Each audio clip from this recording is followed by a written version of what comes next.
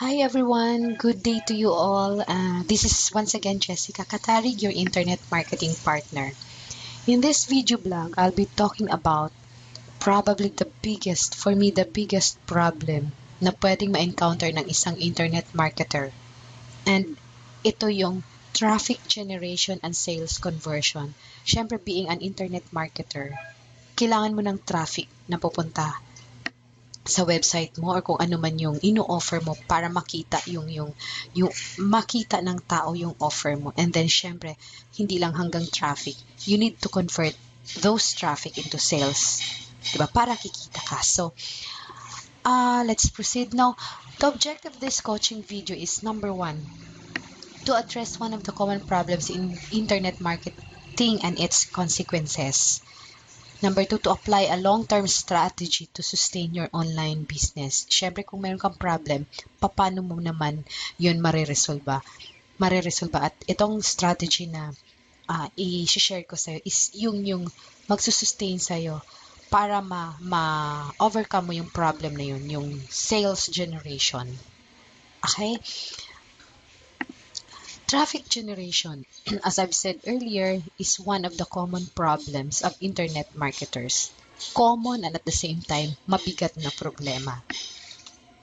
At ang consequences nito definitely, pag wala kang na-generate na traffic, you cannot get qualified leads, diba? Wala kang prospects.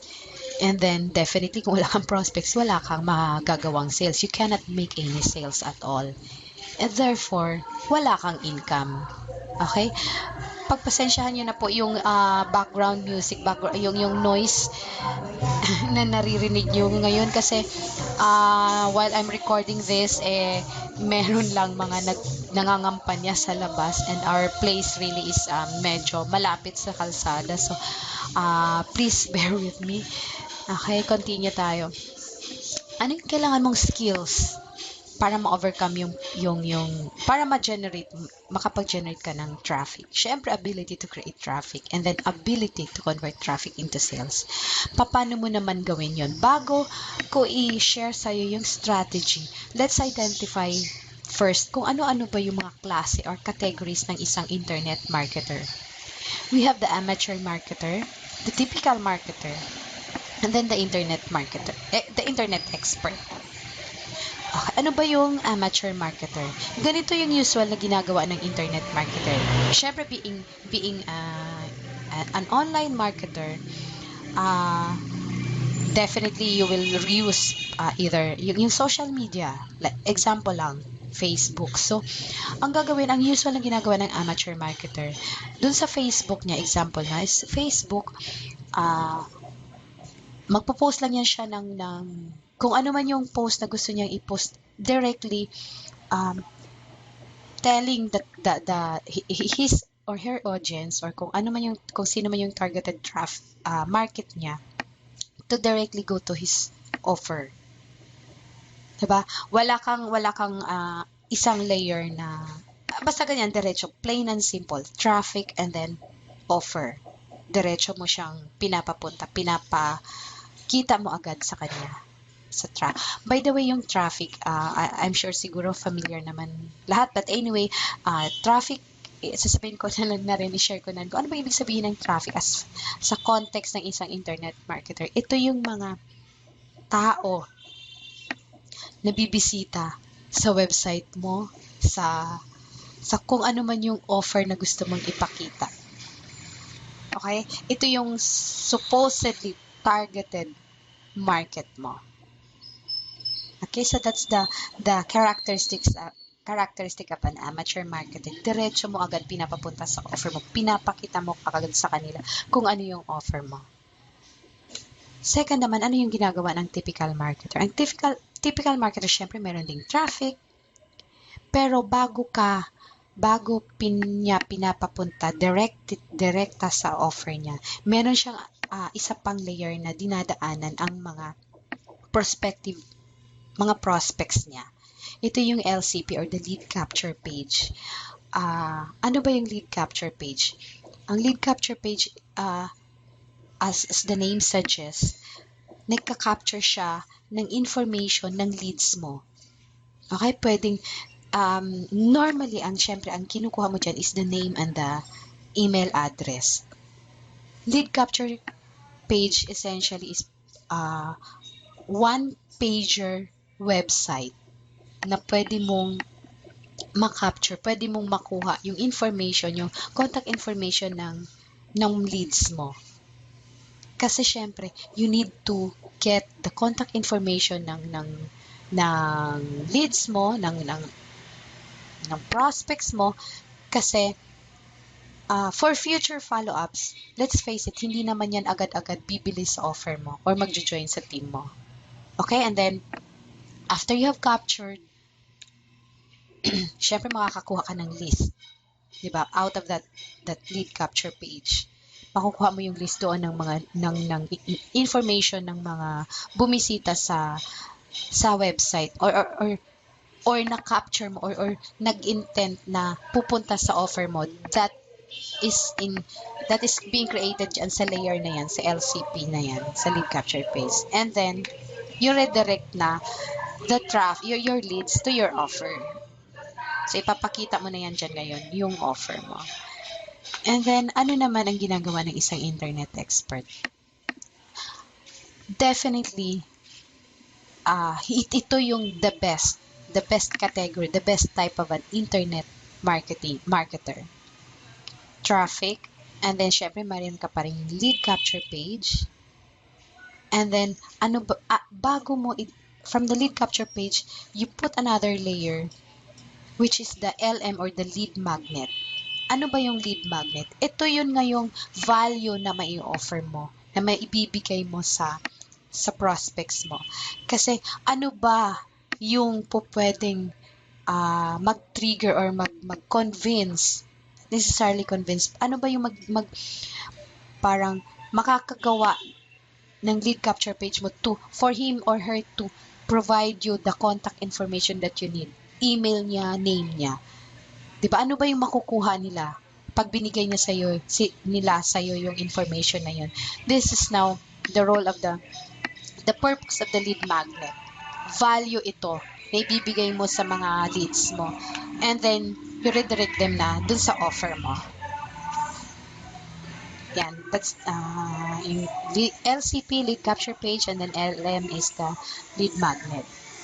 Ano ba yung component ng lead capture page? As mentioned earlier, parang ang lead capture page is a website in itself. Okay, ano ba yung one-pager lang siya? Ano ba yung nakalagay doon sa lead capture page mo? Persuasive headline. At bakit mo kailangan ng persuasive headline? Kasi syempre, gusto mong ma-capture agad yung interest ng leads mo, ng prospects mo, ng market mo. Yung hook, ano ba yung nakalagay sa hook? Ito yung nga yung promise mo. Kunya, for instance, ano ba yung gusto mong ibigay na value sa kanya is, for instance lang, the 5 steps, if you are into wellness business, the 5 steps to lose weight. Ganun, yun yung promise mo sa kanya para ma-hook naman syempre yung nagbabasa or yung prospects mo. And then syempre the actual lead magnet. Hindi yung puro promise ka lang. Dapat meron kang actual na binigay sa kanyang material containing the steps mismo. Normally, yung lead magnet naman natin, syempre, if you're an internet marketer, ano na yan, pwede mo na yung ma-download. Dapat, easily downloadable para makuha agad ng prospects mo. Ma-enjoy agad ang benefits niya. And then, call to action. Pinaka-importante, syempre, call to action para alam ng prospects mo kung ano yung next steps na gagawin niya. Okay? Ito yung sample lead magnet. Free ebook, syempre yung containing valuable information, like as I mentioned earlier, yung pag nasa wellness business ka, paano ba mag-lose ng weight in just 5 steps, or 1 week, ganun, di ba? Or pag nandun ka naman sa beauty products naman yung kine-carry mo, how to prevent pimples or how to prevent and cure pimples. Example lang yun.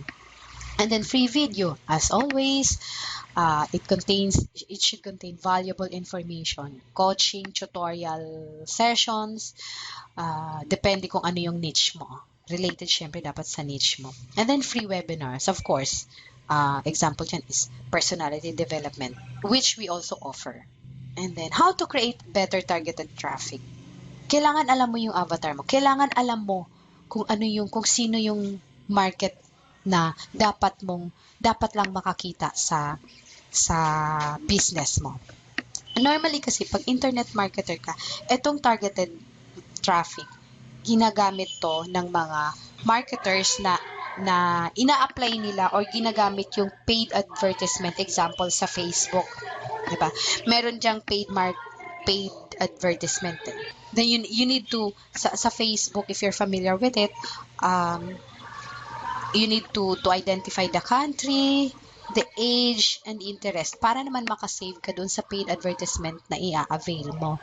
Now, bakit nga ba ganito? Kailangan targeted yung market mo. Sabi nga ng mga successful at mga experts sa internet marketing, even kahit sa not necessarily internet lang. Sabi nila, if you sell to everyone, you are actually selling to no one. Wala kang binebentahan kasi bara-bara lang, hindi ka targeted. Now, if you are going to, of course, don't get me wrong, hindi lang naman paid advertisement ang pwede mong i-avail sa Facebook or sa ibang social media platforms. Meron din naman silang free. But if you want targeted lang, dun makukuha mo yan. Ma-apply mo yan doon sa paid advertisement. Okay, so kailangan targeted lang para hindi sayang, hindi ka mapamahal. Okay? At ano ba yung mga sources ng traffic? Website, syempre yung website mo, blogging, YouTube, and then other social media platforms like Facebook, Twitter, meron na ring paid advertisement dyan. Now, wag kang ma-overwhelm ha kasi as you go along, syempre, if you're starting parang, napaka-overwhelming naman ng internet marketing. No. Syempre, as you go along, matutunan mo lahat ng mga steps na yan, lahat ng mga information na yan, knowledge na yan, and skills na yan. Slowly but surely. Just don't stop. Matutunan mo rin yan. Now, it's time to make sales. Assuming meron ka ng list na na-capture mo doon sa lead capture page mo, what to do now with your list? Okay? Myth or parang wala talagang katotohanan yung sinasabi nilang money is in the list. The truth is, money is in your relationship with your list. Paano mo ba tinitreat yung list, yung mga nasa listahan mo or prospects mo na nandun sa listahan mo? Sabi nila, the amount of value you provide creates relationship with your list.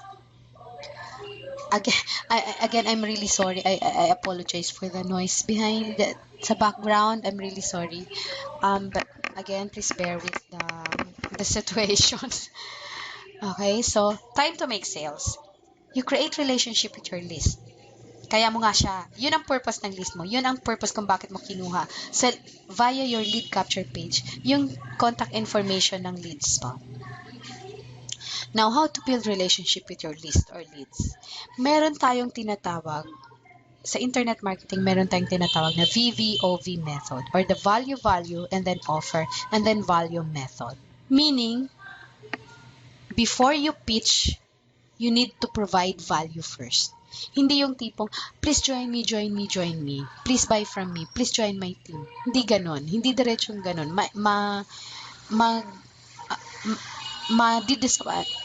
naman madi-disappoint. Parang, matu-turn off lang yung mga prospects mo niyan. Kung kasi ang iisipin nila, ay, kakwartahan lang ako. Kasi, let's face it, ang prospects natin, ang ibang tao, bago yan mag-join sa'yo, syempre iisipin muna nila kung ano yung makukuha nila. And for you, sa side mo, what you can offer is value. Okay? Sa offer mo, again, it is important to show benefits. Value. Ano bang makukuha nila? Okay? Sa actual offer mo na mismo yan. Now, let me illustrate sa'yo yung isang scenario ng isang aspiring or gustong sumali sa internet marketing. Ganito yung status niya una. First is, dito sa phase na to, sad siya. Now, gusto mo siyang dalhin sa status na masaya. Ganun naman ang goal natin, di ba? Masaya ka pag na-achieve mo yung dreams mo.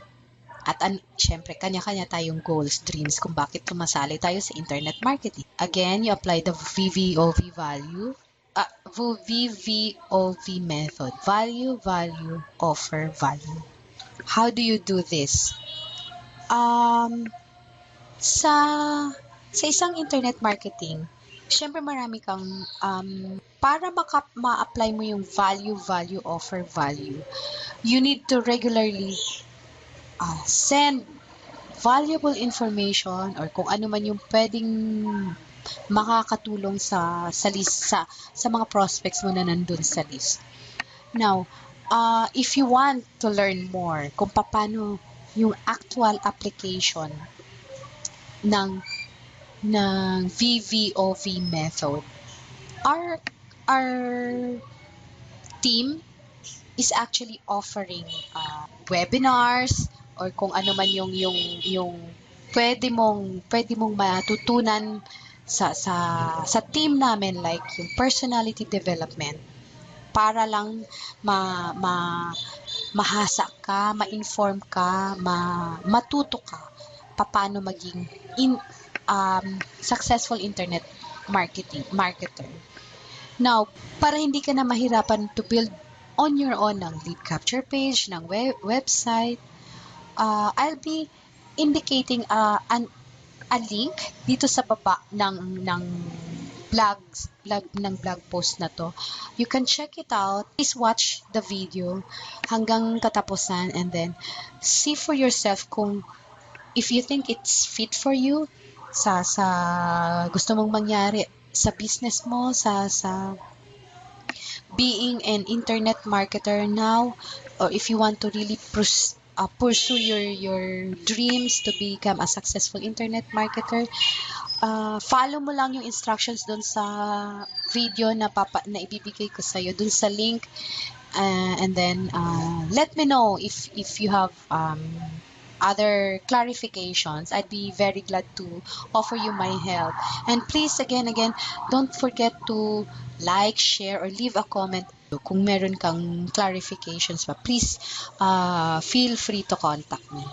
Okay, again, don't forget to click on the link below dun sa possible solution dun sa na makakatulong sa'yo para ka kumita na dito sa internet marketing. Okay, thank you for watching. Thank you very much for your time. Have a good day.